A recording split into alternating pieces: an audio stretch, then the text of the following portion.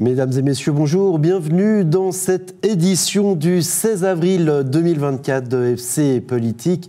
Et au menu de cette émission, nous irons du côté de Mont-sur-Eule, où la Maison des Vins de la Côte se lance dans une campagne de crowdfunding.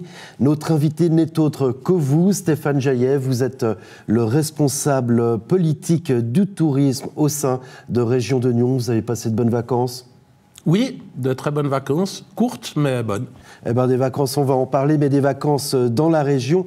Mais tout de suite, je vous propose de retrouver la municipalité nyonnaise qui va demander au conseil communal un crédit de plus d'1 demi-million de francs pour la mise en œuvre de sa stratégie de végétalisation intitulée « Végétaliser plus et planter mieux ». Un préavis ambitieux qui prévoit la plantation de 50 000 nouveaux arbres et arbustes, la création de 8 parcs, la requalification de 5 préaux d'école et 10 km de rues. Enfin, la création de 200 nouveaux potagers et la renaturation du COSI. On retrouve les municipaux concernés par ce préavis. Le but, c'est de planter plus, mais c'est surtout de planter mieux. Et puis, c'est d'entretenir l'existant. Chaque année, une grande partie quand même de la végétalisation de la ville de Nyon diminue, puisque nous avons des nouvelles constructions, nouvelles infrastructures.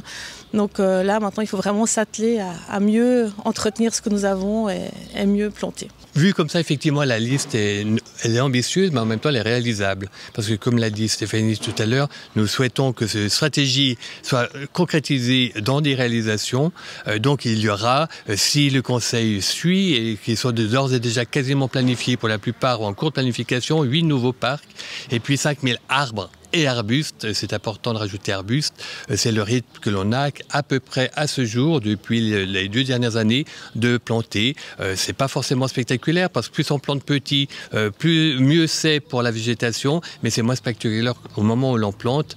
Mais bientôt, ces petits arbustes formeront soit du grand buisson, soit des arbres pour certains. Nous avons constaté que si une large partie de la population habitait près d'un espace vert de la ville de Nyon, les personnes les plus fragiles, enfants, aînés, malades, se trouvaient souvent dans des endroits, des points chauds de la ville de Nyon. Donc qu'il fallait lutter contre ça, puisque avec le réchauffement climatique, il est important que tout un chacun puisse vivre dans une situation le plus confortable possible et que cette végétalisation amène vraiment en confort aux habitants.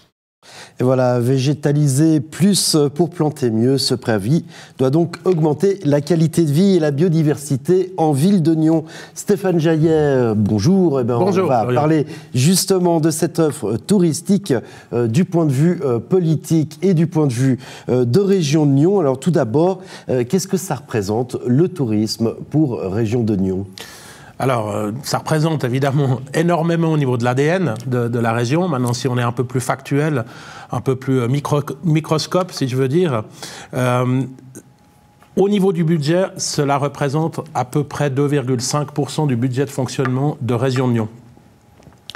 Maintenant, ça c'est je dirais la proportion du budget de fonctionnement, mais on a un outil que tout le monde connaît, qui est le fret, qu'on aimerait passer en FRAT au niveau de la terminologie. Alors on va en parler. Exactement, donc ce fonds régional d'équipement touristique pour passer en fonds régional d'aide au tourisme qui là nous permet d'avoir une enveloppe d'1 million à peu près dans laquelle on peut puiser pour des projets touristiques. Mais quel est le poids politique du tourisme au sein d'une association de communes telle que Région de Nyon ? Alors je ne veux pas dire qu'il est énorme, mais c'est un bras de levier qui est extrêmement important. Bien sûr que c'est un maillage, puisque le tourisme est lié à la mobilité, est liée à l'infrastructure, est liée à l'équipement touristique et l'équipement en général.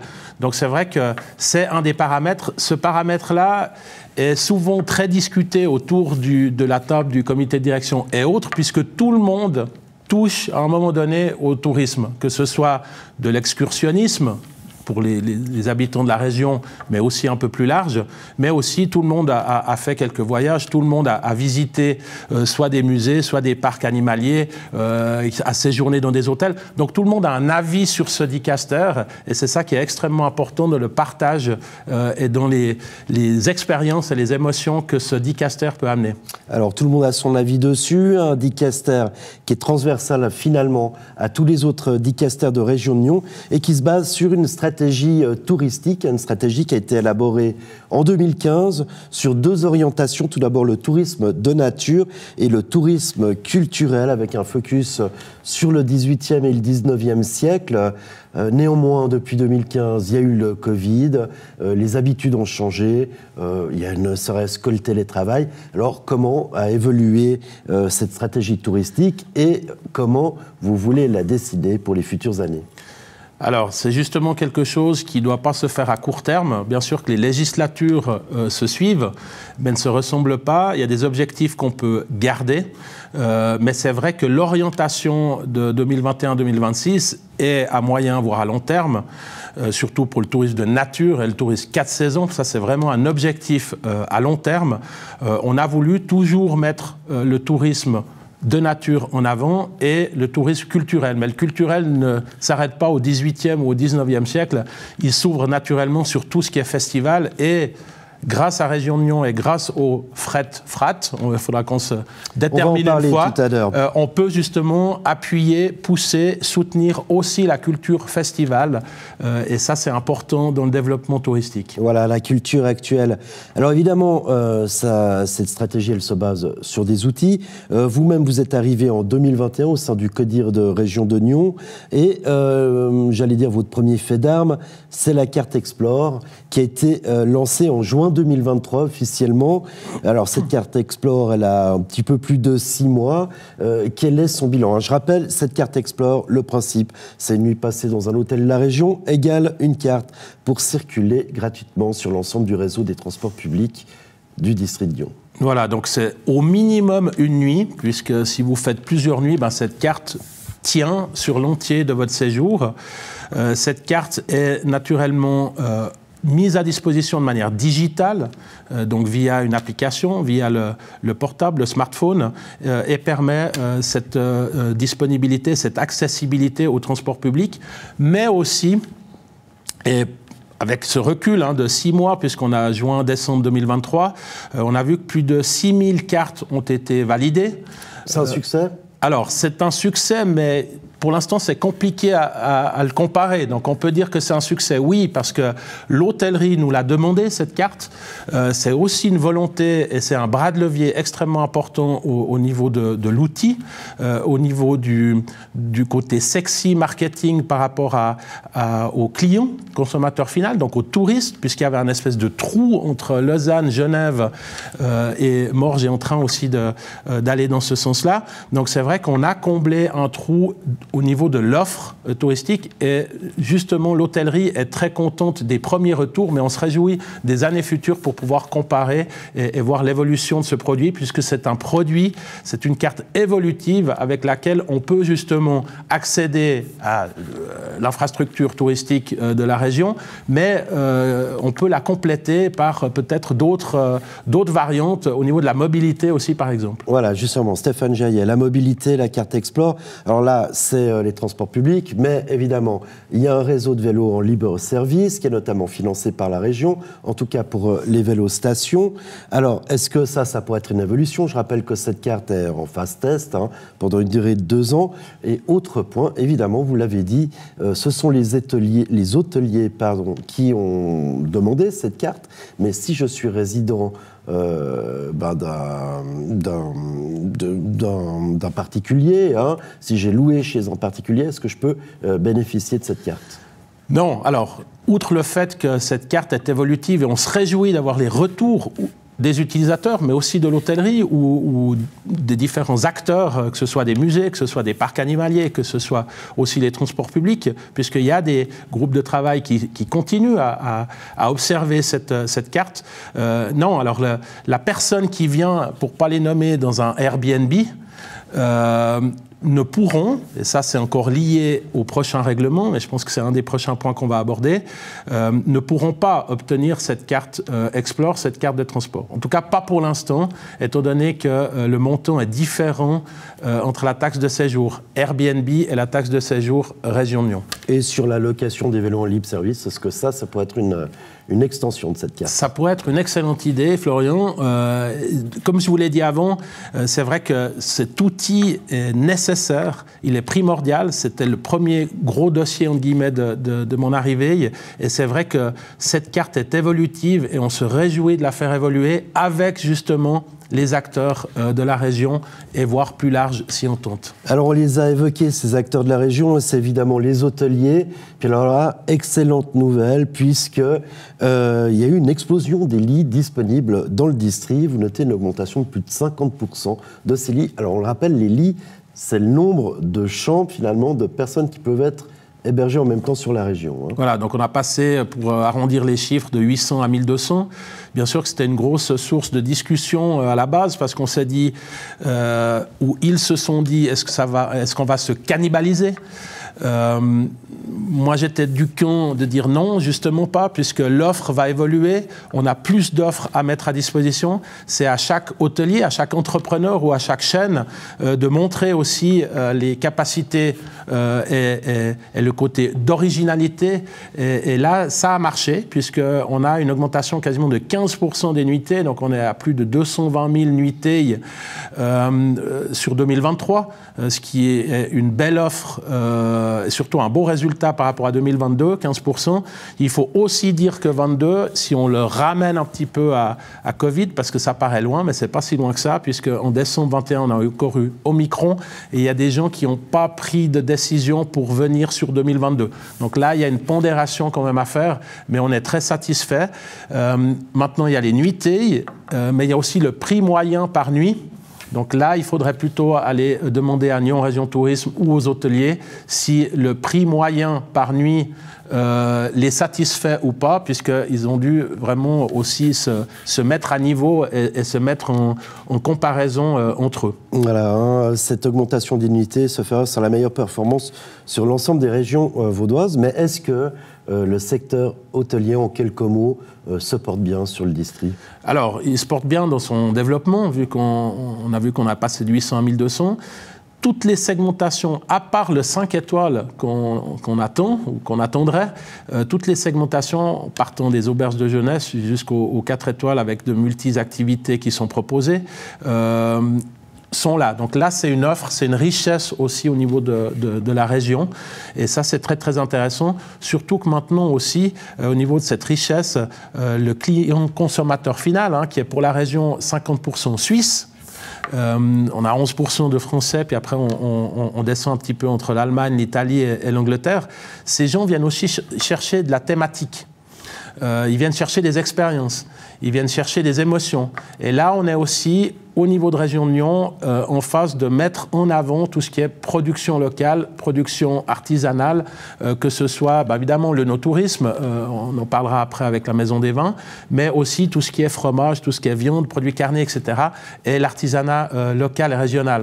Donc ça, c'est extrêmement important dans cette boule à facettes qui est représentée par tous les acteurs de Région de Nyon. Donc si je vous entends bien, le touriste vient rechercher du terroir. Allez, on va parler de la taxe de séjour qui va être reliftée avec un nouveau règlement.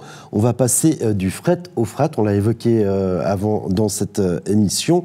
On va passer du fonds régional d'équipement touristique au fonds régional d'aide au tourisme. C'est une nuance de taille. Oui, c'est effectivement une terminologie qui est importante. On se réjouit de passer ce règlement qui doit passer dans les conseils communaux et généraux entre juin et septembre pour une application au 1er janvier 2025. L'idée de cette terminologie est souvent venue par la commission tourisme où on devait se positionner par rapport à certains projets qui n'étaient pas liés à l'équipement. Je vous donne un exemple très concret et très parlant, c'est la des Alpes, par exemple, ou même le Tour de Romandie féminin qu'on a eu dernièrement. On a soutenu ces deux opérations, on soutient la des Alpes depuis longtemps. Mais c'est vrai que le montant qui a été donné et qui a été mis à disposition pour la des Alpes ou le Tour de Romandie n'a pas servi à de l'équipement touristique. Et c'est pour ça qu'on a cette orientation sur l'aide au tourisme. Je tire encore la tête de pont un peu plus loin avec le culturel, avec les festivals. Là aussi, on aide la mise sur pied du festival ou d'un festival qui, on le sait d'après une étude qu'on avait faite en 2018, génère des nuits. Donc ça, c'est aussi de l'aide au tourisme. Pourquoi générer des nuits? C'est l'objectif principal, puisque c'est justement la taxe de séjour qui vient financer le futur fret. Voilà, et l'actuel fret. Alors, ce fonds, il n'est pas portion mineure. Hein. Vous avez actuellement 1,5 million à disposition. Ouais. Néanmoins, il a énormément baissé, puisqu'il y a quelques années, il avait encore 2,5 millions. Les revenus sont en baisse. Ça, c'est dû à quoi? Au Covid? Oui, alors principalement au Covid, c'est justement lorsqu'on a un peu de ressources qu'il faut les utiliser à bon escient. Mon confrère produit qui avait justement le tourisme à l'époque, où je siégeais simplement dans sa commission tourisme, on avait fait vraiment un bel effort, mais un effort légitime et cohérent en fonction de la situation du Covid. Et c'est aussi pour ça qu'on est très optimiste, mais toujours attentif par rapport à l'augmentation de ces nuitées pour ces années futures, à l'augmentation aussi du nombre de lits, comme on en a parlé avant, puisque c'est la ressource principale de ce réservoir fret. Alors justement, parlons encore du fret pour l'instant. Ce fret, juste à présent, il a servi à soutenir des projets régionaux, dont notamment le parc animalier de la Garenne ou encore la Dôle, deux dossiers chauds du moment, puisqu'on a appris lors de l'Assemblée des syndics qui a eu lieu en mars dernier à Givrin que le parc animalier était en souffrance financière. Alors, qu'est-ce qui s'est dit durant cette Assemblée des syndics? Quelle était la communication? Et deuxième question, quelles sont les aides de Région de Nyon à ce parc animalier de la Garenne? Alors, il est sur plusieurs axes. Donc Alors, d'abord, qu'est-ce qui s'est dit? Alors, déjà, la Garenne, c'est un acteur incontournable, que ce soit au niveau de l'excursionniste, mais aussi au niveau de tout ce qui est didactique et pédagogique avec les écoles. Donc ça, c'est un acteur historique qui a toujours été soutenu par Région de Nyon. Pour nous, c'est un soutien indéfectible. Alors, il y a eu un appel à l'aide. Alors, je ne vais pas faire d'ingérence et je ne vais pas redonner tout le discours qui a été fait, mais c'est effectivement un appel du pied à Région de Nyon, mais aussi à d'autres organismes. On a rappelé pendant cette Assemblée des syndics que Région de Nyon soutenait systématiquement, mais là, ils ont déjà pris plusieurs décisions. Je pense que ce serait bien, une fois, de les inviter pour qu'ils puissent avoir cette visibilité-là. On les invitera, mais en gros, c'est quoi? Il y a un problème de trésorerie, c'est ça la communication qui a été faite? En fait, si on va chercher du financement, effectivement, c'est qu'il y a un souci de trésorerie, de mode de fonctionnement. Il y a des décisions qui ont déjà été prises en interne, mais je fais ni partie de la fondation, ni du conseil d'administration, ni de quoi que ce soit, donc je ne vais pas parler à leur place. Parlons pas des décisions, mais qu'est-ce qui s'est passé? En gros, si je comprends bien, il y a eu une année... Alors, une année 2023 qui était très mauvaise au niveau de l'été, puisqu'il a beaucoup plu. Ça a eu un impact immédiat sur les entrées. Et c'est vrai que la principale source de revenus, si ce n'est les dons et d'autres soutiens, c'est les entrées. Donc là, il y a déjà eu des prises de décision qui ont été faites par cette direction-là. Des très bonnes prises de décision au niveau de la restauration aussi, au niveau de l'âge des enfants aussi. Donc ça, c'est leur gouvernance, à quelque part. Mais c'est vrai que l'année 2023 a créé un déclencheur par rapport à la situation actuelle. D'accord. Et de quelle manière, justement, la région va-t-elle arriver en soutien à cette institution? Alors, différents axes. Un axe dont on a parlé avant avec le fret, ils ont posé un dossier, donc ils étaient porteurs d'un dossier pour équiper le parc animalier d'audio-guides qui permettrait et qui va permettre à une clientèle soit anglophone, soit germanophone, ou en tout cas étrangère qui ne maîtrise pas le français, de pouvoir justement profiter de cette visite. Donc il y a aussi, on l'a vu à l'époque au niveau de la volière, il y a des panneaux solaires qui peuvent être aussi placés. Donc c'est ce soutien-là. Et là, on est vraiment, alors dans l'équipement, on pourrait rester au niveau du fret puisque c'est de l'équipement touristique. D'accord, très bien. Autre dossier chaud du moment, c'est évidemment la situation sur Télédôle. Il y a eu cette nouvelle concernant la possible faillite de Télédôle. En tant que responsable du tourisme au sein de Région de Nyon, ça concerne directement votre dicaster. Où en sommes-nous? Est-ce que vous pourriez nous faire un point de situation? Alors, c'est un dossier qui est Alors, bien sûr, c'est une casquette politique. Très politique, voilà, évidemment. Et le sujet, il est extrêmement politique, mais il n'est pas que politique. Déjà, pas politique régionale, puisque c'est la politique internationale, vu que la France est aussi impliquée là-dedans. Le modèle d'affaires est extrêmement compliqué pour des miliciens. Et c'est aussi pour ça qu'on a créé une task force au niveau de Région de Nyon, mais aussi au niveau du conseil d'administration de Teledol, pour trouver des solutions, pour explorer des pistes. Ça fait plusieurs mois maintenant et on a eu on va dire un petit peu d'oxygène supplémentaire au niveau du délai, qu'on explore ces pistes. Qu'on développe des stratégies, qu'on réfléchit à l'aspect finance, parce qu'évidemment, il y a beaucoup d'émotions, il y a beaucoup d'argent qui ont été mis aussi dans la boucle et qui pourraient encore être remis dans la boucle en fonction des pistes qu'on explore. L'idée maintenant est d'attendre l'Assemblée générale de Teledol qui a lieu justement la semaine prochaine, où là, je devrais représenter avec ma fonction Région de Nyon, et de voir de quelle manière certaines pistes peuvent être présentées. C'est compliqué entre Sogestar, Teledol France, Teledol Suisse, etc. La Sofren. La Sofren. Il y a énormément d'acteurs, il y a énormément de complexité légale, juridique, internationale, etc. Mais c'est un dossier sur lequel on doit mettre beaucoup d'énergie parce que c'est un dossier important pour la région, pour évidemment les habitants de la région, mais aussi plus large.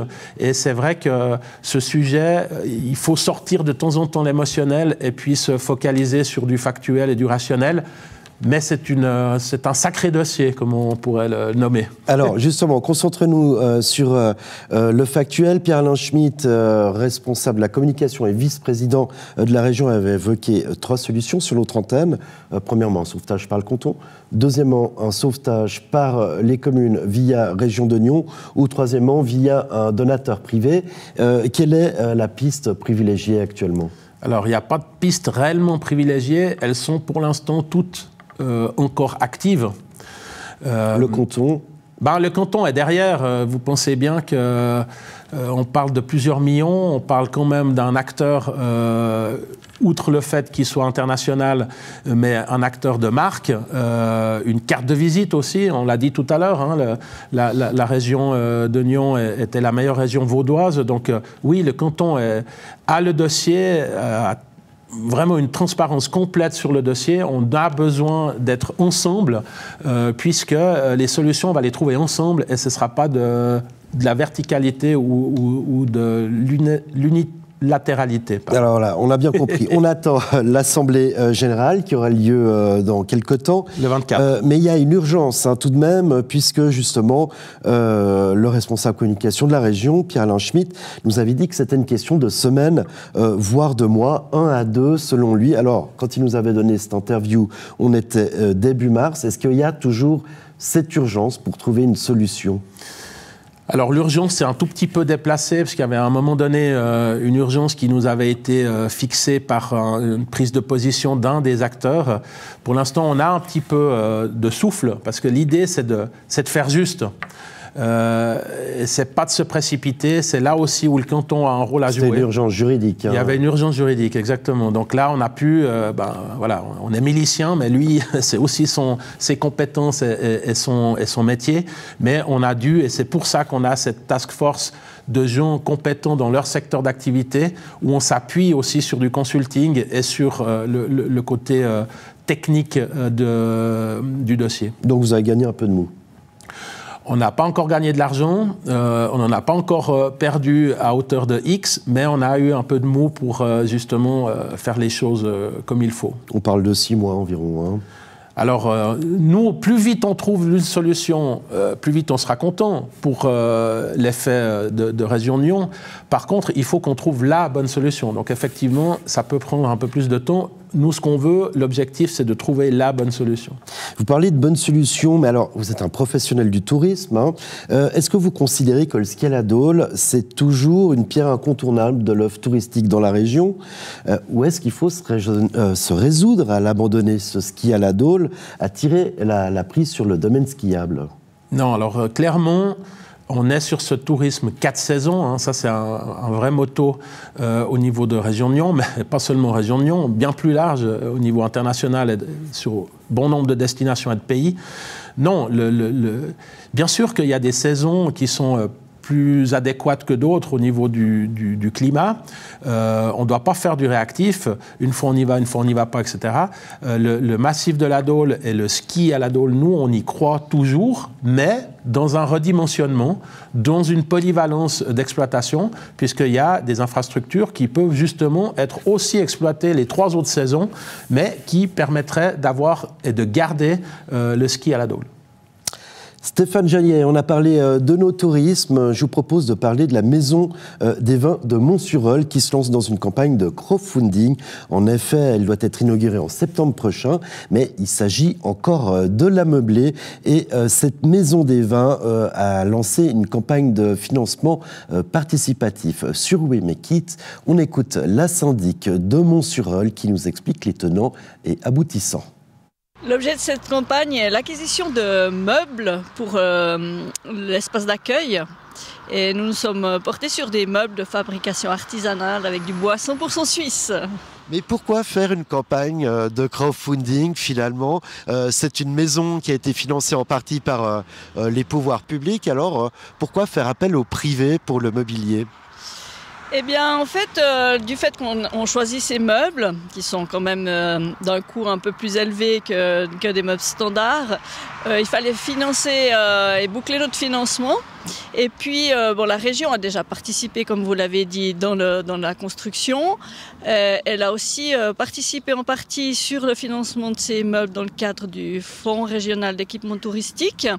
Et maintenant, on espère pouvoir compter aussi sur des privés pour pouvoir s'associer à ce beau projet. Finalement, les gens, s'ils acquièrent des meubles, auront leur nom sur une plaquette à poser sur un meuble. Et puis peut-être que c'est quelque chose qui peut les séduire. Chantal Moret, on vous connaît aussi comme syndic de la commune qui accueille cette Maison des Vins. Dans quelle mesure la commune soutient ce projet ? Alors la commune a mis à disposition ce magnifique terrain qui était avant planté en vigne, donc en droit de superficie, gratuite, pendant une durée de 50 ans, renouvelable évidemment. Et puis elle a participé aussi à plein de projets. On a dû refaire notre plan général d'affectation et puis on a intégré cette parcelle dans une zone spécifique à la Maison des Vins. Enfin voilà, la commune a suivi le projet depuis le départ, depuis 2010, et puis le soutien, voilà. Et si tout se passe bien, cette Maison des Vins devrait être inaugurée en septembre prochain. Oui, alors c'est l'objectif qu'on s'est fixé en septembre. Vous êtes tous les bienvenus à cette Maison des Vins de la Côte. On se réjouit en tout cas d'accueillir tout le monde dans ces lieux qu'on espère magnifiques, avec des beaux meubles.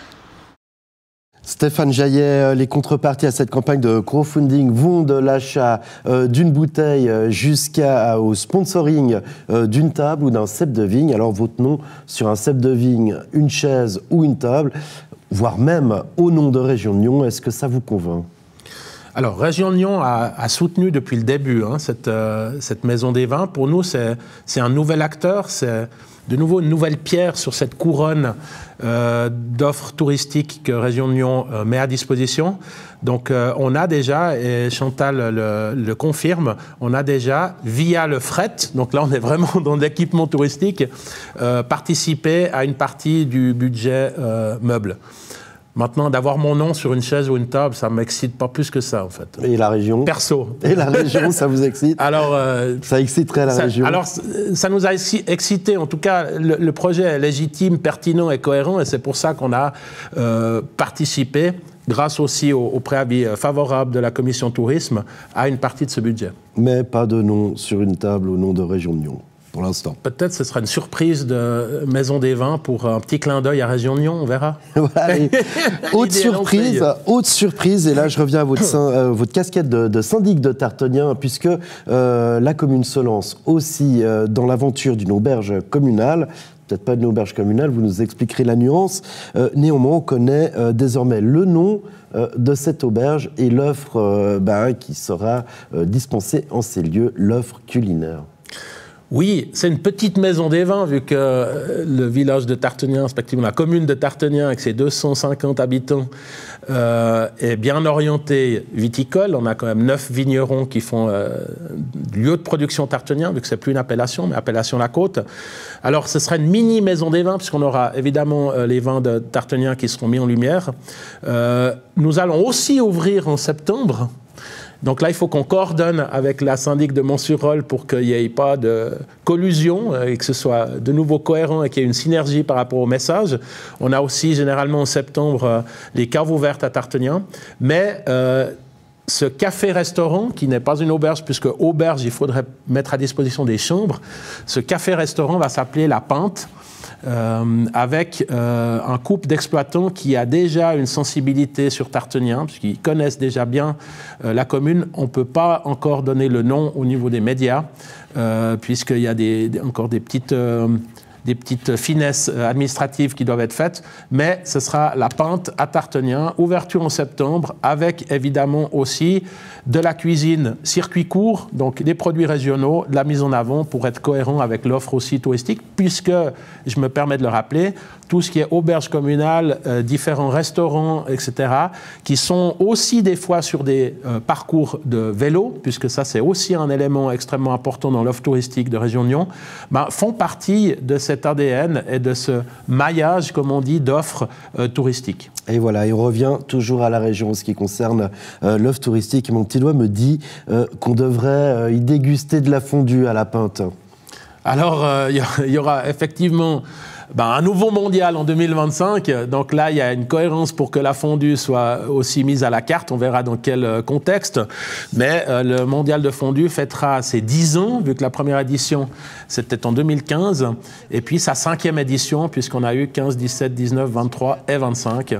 Et donc, on se réjouit d'en reparler sur l'antenne d'NRTV et ailleurs, puisqu'on poursuit la dynamique des sélections à l'étranger. Voilà, on en reparlera bien évidemment sur NRTV. Est-ce qu'il y a déjà une annonce à faire sur ce futur mondial? Est-ce que vous avez une nouveauté? Vous cogitez sur quelque chose? Alors, le comité n'a pas encore été validé formellement, puisqu'on a créé une SARL qui s'appelle Promo La Côte SARL maintenant, avec 2 gérants et un président. Et c'est sous cette casquette, entre guillemets, que le mondial de fondue va prendre forme, dans le sens où le comité va être créé. Alors, je suis candidat à poursuivre mes efforts et ma fonction, puisque pour moi, c'est outre émotionnel, mais j'ai vraiment un énorme plaisir de travailler avec ce comité, de travailler avec tous ces bénévoles, quand même 600 bénévoles en 2023. Là, on va faire un repas aussi des bénévoles, donc on aura l'occasion d'eux. Et puis, on remercie aussi NRTV pour la visibilité qu'on a eue pendant tout ce mondial, avant, pendant et aussi après. Mais c'est vrai que c'est un joli événement et qui a créé quelques nuitées dans les hôtels de la région. On a même eu sur des réseaux sociaux en disant mais qu'est-ce qui se passe sur la côte, il n'y a plus de chambres, il n'y a plus rien du tout, que ce soit des Airbnb, alors en partie, mais surtout de l'hôtellerie traditionnelle. Et c'est vrai que là, on voit maintenant qu'on a aussi un rôle à jouer au niveau de l'offre touristique de Région de Nyon. Et ben voilà, tout tourne autour de la région de Nyon qui fête ses 20 ans. Et il y aura une grande fête justement le 15 juin prochain à l'usine à gaz. Alors pour l'instant, on ne connaît rien du programme, si ce n'est qu'il y aura des élus, des événements et des animations. Il faut se laisser surprendre. Hein. C'est aussi comme certains acteurs touristiques qui veulent nous surprendre. Donc, laissons-nous surprendre. Et puis, on sera surpris en bien, comme on dit dans le canton de Vaud. Eh bien, Stéphane Jaillet, responsable du tourisme, responsable politique du tourisme au sein de Région Nyon. Merci beaucoup d'avoir participé à cette émission. Un grand merci pour l'intérêt et de l'invitation. Bon retour à Tartenien. Et moi, je vous donne rendez-vous la semaine prochaine pour un nouveau numéro de FC Politique. Mais dès demain, vous retrouvez Andrea Braslopo et Alexandre Caporal dans Fais voir ta région, une émission spéciale sur les seniors qui se bougent, avec notamment la participation de Vivaille. Andrea Braslopo et Alexandre Caporal feront un tour du côté du Conseil des aînés et dévoileront le programme cantonal qui se nomme Vieillir 2030. Quant à moi, comme je vous l'ai dit, on se retrouve la semaine prochaine pour plus de politique dans FC Politique.